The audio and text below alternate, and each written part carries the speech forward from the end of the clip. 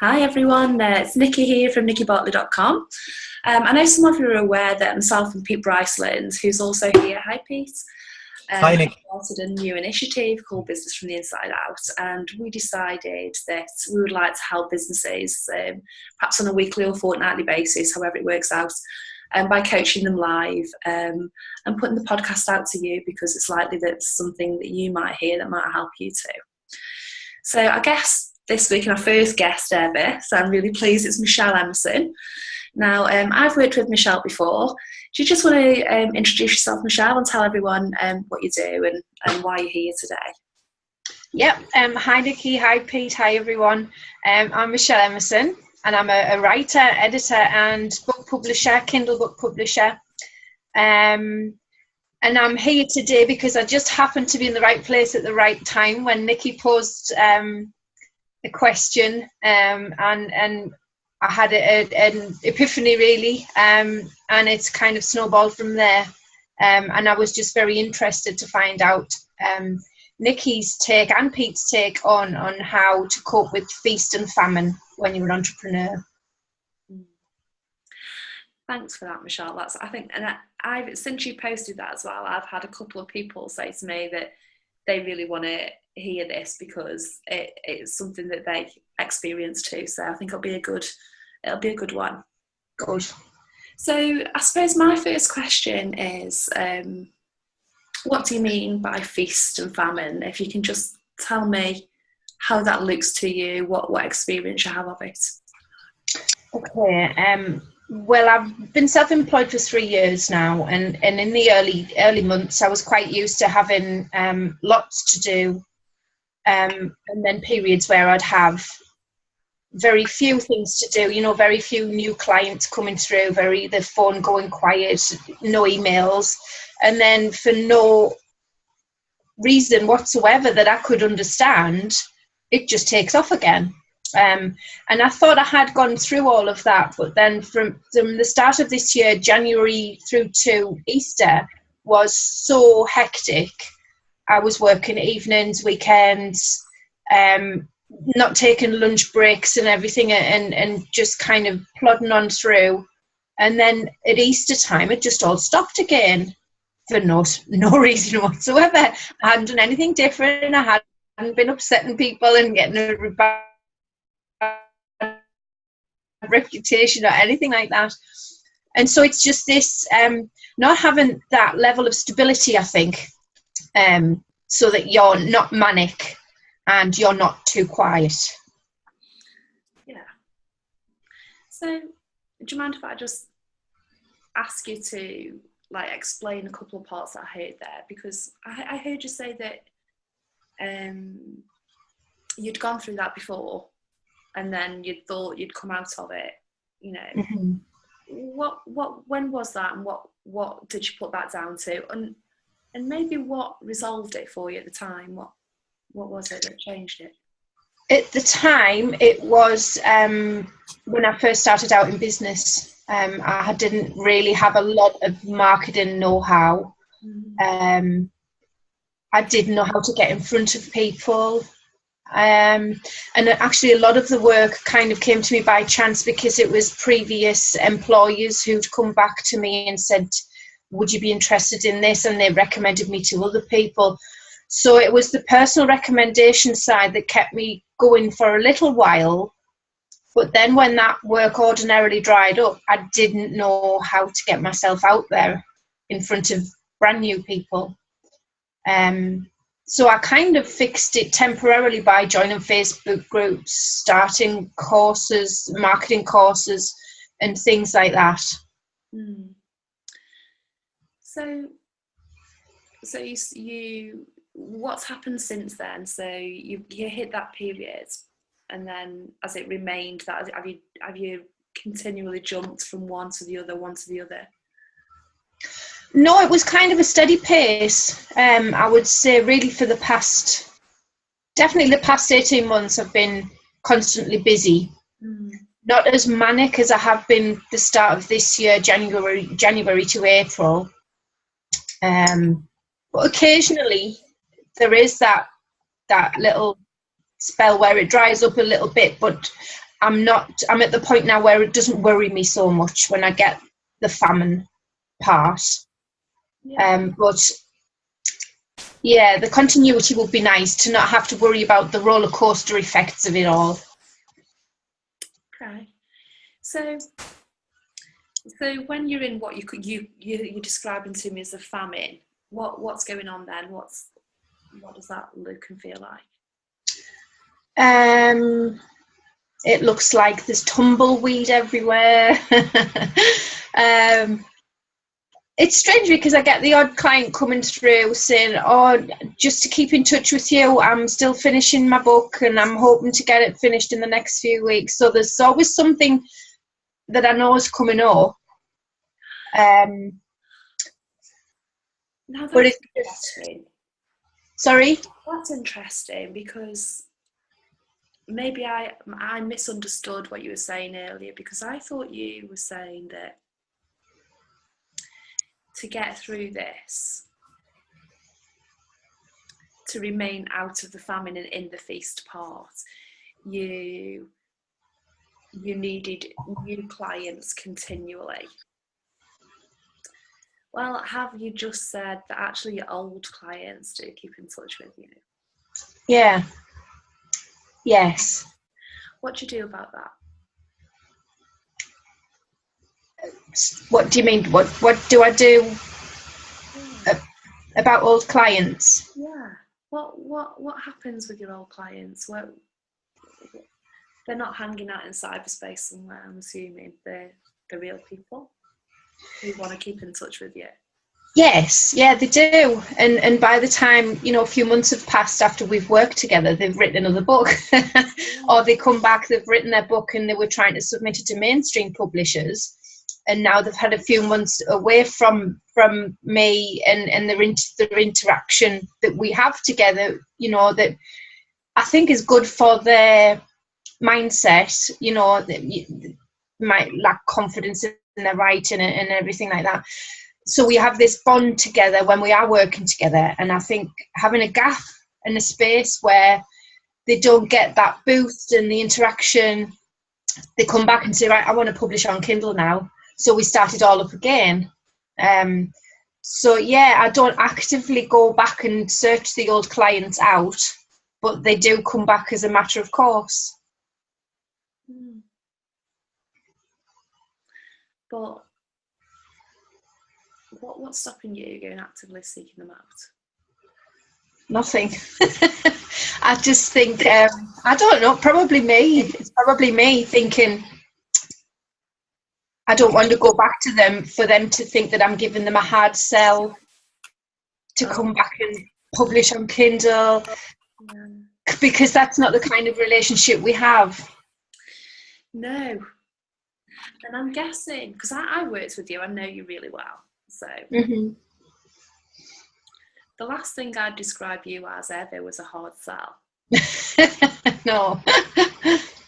Even if you came to me and said, I'm writing a book, and you came to me and said, right, Nicky, get this done because I'm going to publish it for you, I would never describe that as a hard sell. No. It's interesting, because you're under the impression that would be. I would think, wow, Michelle's going to help me. Yeah.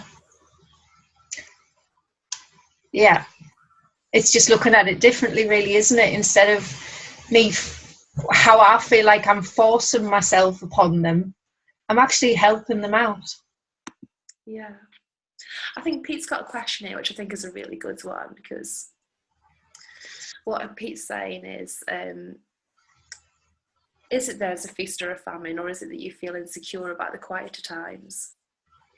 Yeah, it is. And I think I'm of this mindset where I feel like I have to be busy all of the time, otherwise I can't justify working at home, working for myself. Yeah,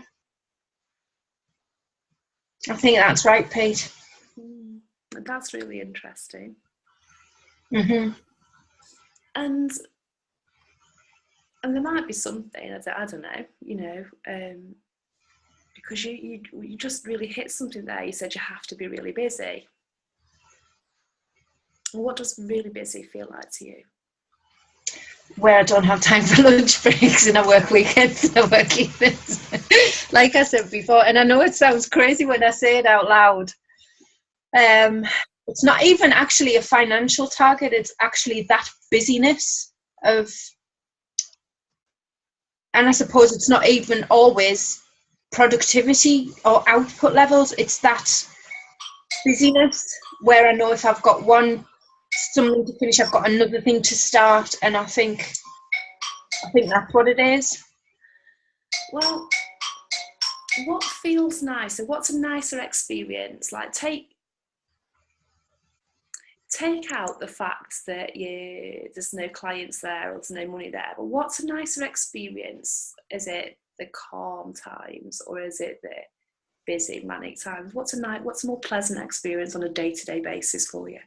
It's the calm side, because it gives me a chance to do my own writing, and it gives me a chance to think about anything really, about how to move the business forward without that.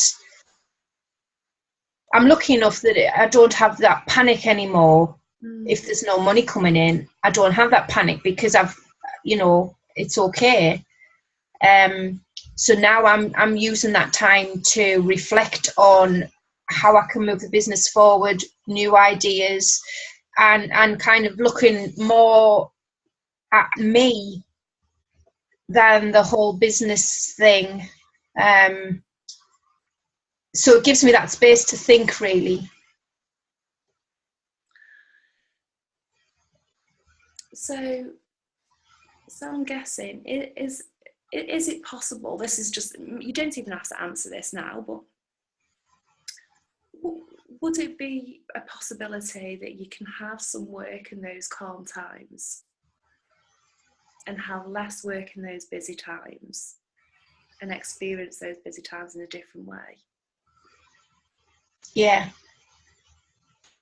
Yeah, and there is ways around that. There is ways of stop putting so much pressure on myself and giving people longer deadlines and saying, well, actually, yes, I can do it, but you'll have to wait 2 or 3 weeks.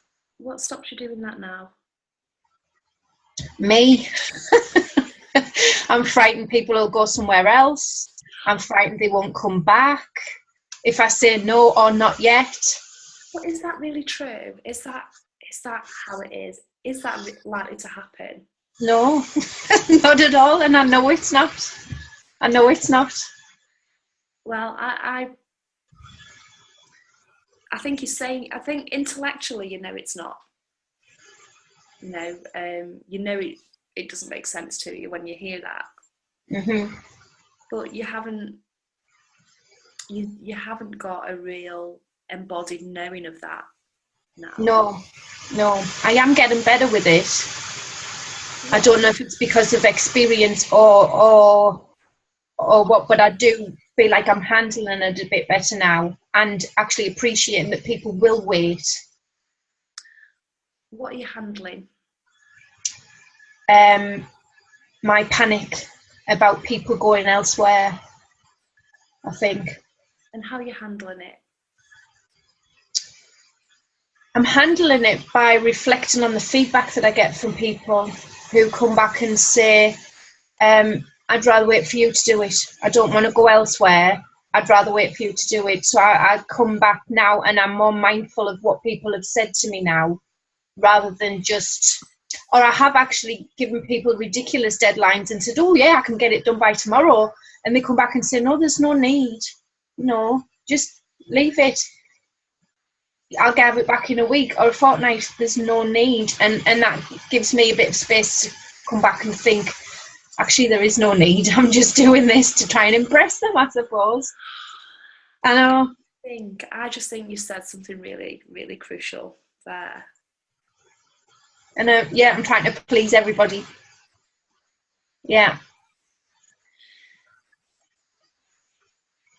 Well,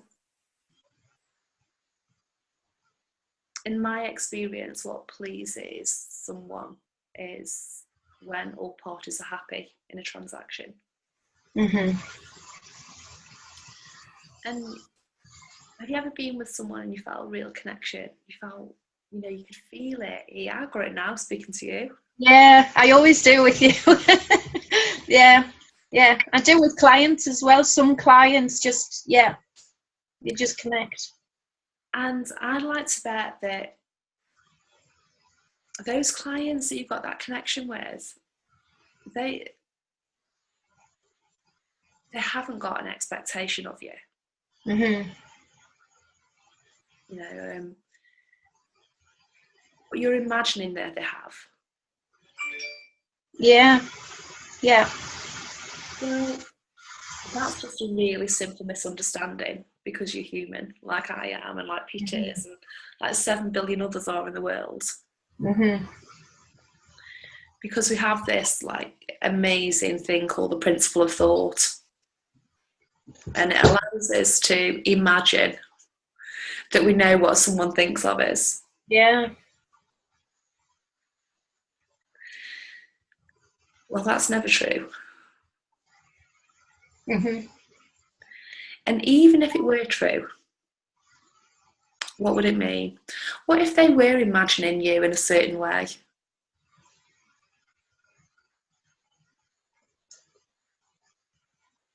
I suppose I'd feel if they were imagining me how I imagined them to be,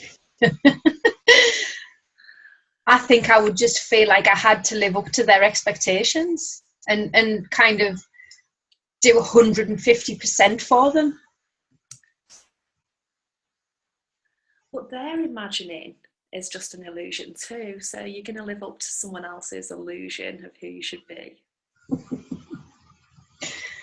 Mm-hmm. Yeah. When you could just show them who you are. Yeah. And just be real. I think a lot of it is to do with the fact that, yeah, I'm a writer and I love all things writing and publishing and reading, and the creative side, but I have to have this business person side as well, because, well, I don't know why. So Pete's just posted a message that I'm trying to get out to, so I'm going to see how we can word it. So you're imagining that your client's imagining this vision of you. Yeah. The vision of you is still your imagined vision. Yeah. Never imagining that. Yeah. It's the creative side of me, that's all it is. Yeah. I have a really vivid imagination. Yeah, and I suppose it's yeah, it is, and it's just more pressure to add on to me, when actually if I could just be me. You are you. Mm-hmm. You're already you. Yeah. I think sometimes I'm afraid to show all of me to people, particularly clients, because I have this little voice that says it's got to be a professional relationship as well. So there's that layer to throw in as well. I won't deny that is true. You know, mm-hmm. You know, there's certain things I wouldn't do with my clients, or you know, in front of my clients. But that's not me not being who I am. Mm-hmm. I'm still always who I am at every given point. Yeah. When I stop trying to fix me.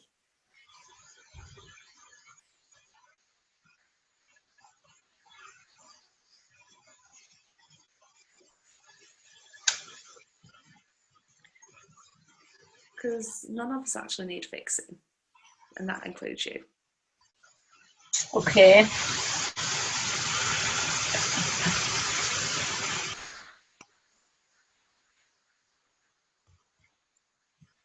You're absolutely okay. Yeah. I just think I need fixing.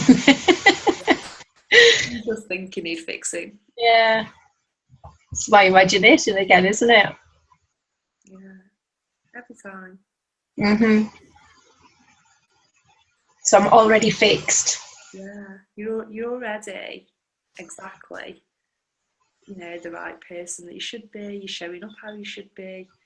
You've got a wisdom. You've got a wisdom like I've got a wisdom, like Peter has, like everyone in the world has. And when you stop taking your thinking so seriously, it doesn't even mean anything. It's neutral. Yeah. Yeah. Whatever you do in that moment is the right thing. Like, there's nothing to alter, change, fix.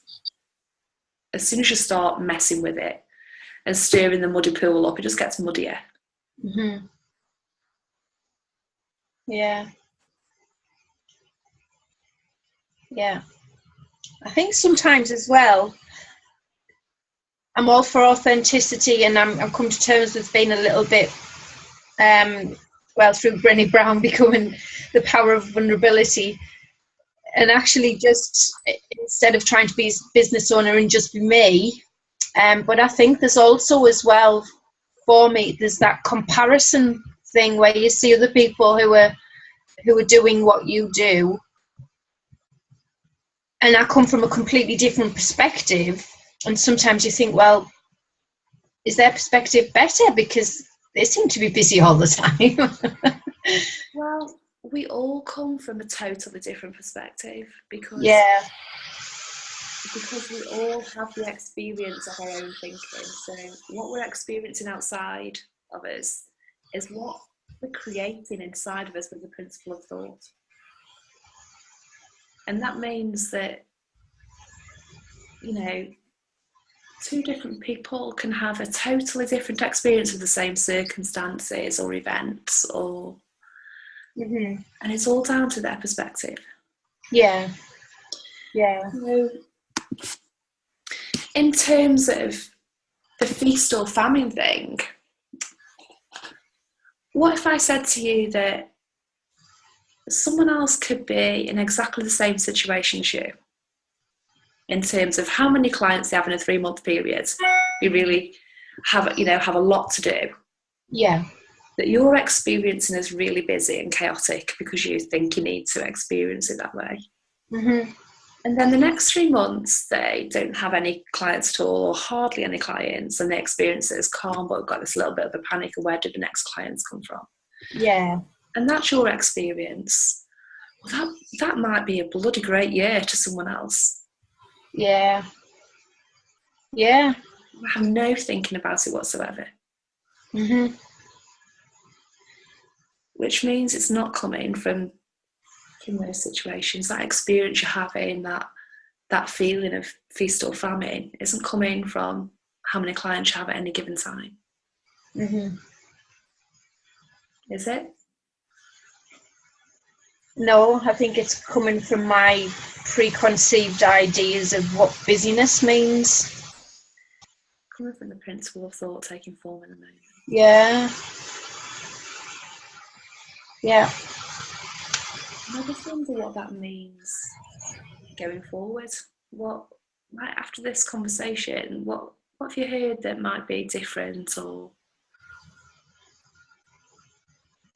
I think just stay in the zone of where, make the most of the quiet spells, and don't worry about it, because I keep doing what I'm doing, and I'll keep connecting with other people the way that I always have, and the right people will come along, instead of being just busy for busyness sake. The right people will come along, and things will have a more even keel, I think. Yeah, that could be possible. It could actually be anything. I don't know what's going to show up for you, but just one thing I do want to ask is, what do you do on those busier times, on those quieter times? So when you're having those, few months where you haven't got a lot of clients, Once over, I would just go into panic mode and put ridiculous prices on things and say, I'm doing a flash sale, well, come and get your website rewritten for 30 quid, that kind of thing. But now I'm actually spending the time, I'm going to the gym more, I'm doing a lot more self-care, I'm taking walks, I'm actually enjoying being in the house and doing housework. I'm doing more writing and reading, and I'm updating my website, and I'm just really totally chilled out compared to how I normally am, and I love it. So I don't know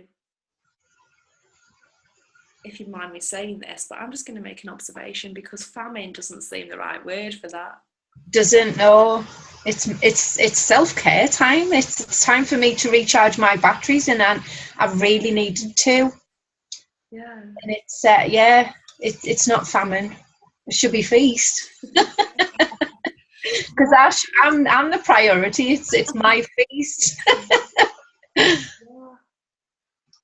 It does seem like there's, I can see there are two polarities in your business. There's a period and a quieter time, but that label of feast or famine isn't making sense now. No, it's not. And I think I might actually start, if I do start getting busy, starting to resent them all for interrupting my time.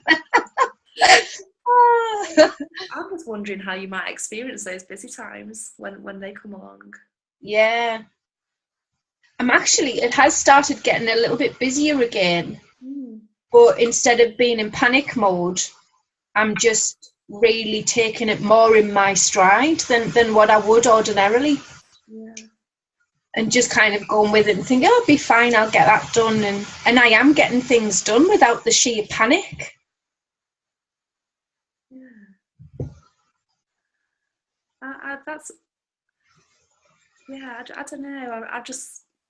I don't know what you're seeing or what you're going to see, over the next few days, but I suspect that you might experience a little shift in Just keep going like this, and making the most of it, and I'm not going to call it a famine anymore. Call it a rest. Yeah. Call it much needed self-care time. Yeah, it is. It really is. Yeah. Oh, Michelle, I'm absolutely, let's catch up again. Yes. Soon, so I've loved speaking to you, and I'm so glad that you've been our first guest. Thank you. Really, really meaningful for me that it was you, actually. So. Oh, thank you. I've really enjoyed it as well. I've been, because it was you as well, I've been able to just be me, show up and be me. Yay. Whereas perhaps I might not have been able to do that if it had been, somebody I never before on. I'm not going to accept anyone else but you. Whoever else that you're putting out there, it's like, you will do. You're the moment. Oh, that's great. Thanks, Nicky. Thanks, Pete. Okay. Speak to you again soon. Okay. Bye. Bye. Bye. Bye. Bye, Pete. Thanks. Thanks. Bye, Michelle.